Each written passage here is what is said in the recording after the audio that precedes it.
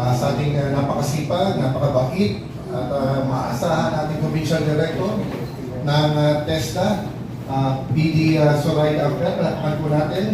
At siyempre, mula sa D5 at sa lahat po ng mga beneficiary po natin ng toolkits. At sa mga minamahal po mga kababayan, isang mapagpalang hapon po sa ating lahat.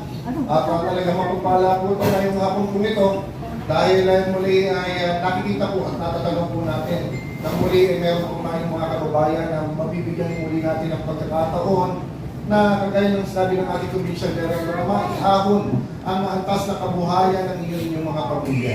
Dahil na po ninyo, hindi po masyadong tama talaga yung ating mga kababayan, lalo yung mga kapwa Pilipino natin, na basta-basta mo na lamang bibigyan halimbawa ng kasabihan ng mga magtanda ng isda. Kailangan turuan natin silang mamingwit ng isda. Dahil pagka isda lang ang binigay natin, isang kain lamang ho, ubus na ho yan. Pero pagka ang tao, tinuruan natin ang kaalaman, tinuruan natin kung paano mamingwit ng isda, habang buhay, yan ho ay mabubuhay at kayang-kaya nila na makapamuhay at mayahon sa hirap ang kanilang mga pamilya. At kaya naman po, talagang mas pinaitin pa po natin ang mga programa at proyekto po natin sa larangan po ng mga trainings, kagaya po ng bread and pastry.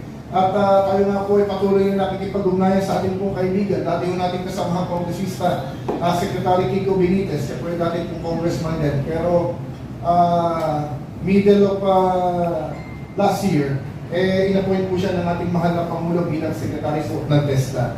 At kaya naman po, sa lahat po ng mga beneficiary po natin, ay ingatan po natin ito po mga toolkits po ito. Dahil ito po ang magsisilbi po nating panimula upang mas mapalaki po natin kung tayo man ay magkakaroon ng hanap buhay o negosyo sa ating mga tahanan.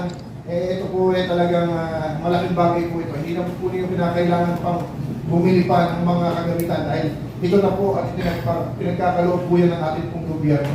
Kaya po again, sa lahat po ng mga graduates sa hapon po ito, ay congratulations for the job well done. At alam po ninyo, talagang deserving po kayo dahil yung iba, sa kalagitnaan ng mga trainings, bigla-bigla na lang hindi nagpapakita at pero kayo, talagang sinigap ninyo na matapos po itong trainings na ito.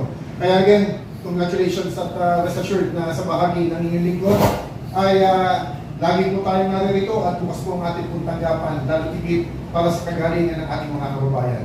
Isang mapagpalang hapon po at mabuhay po tayo. Muli, palakpakan po natin Congressman Amben Amante.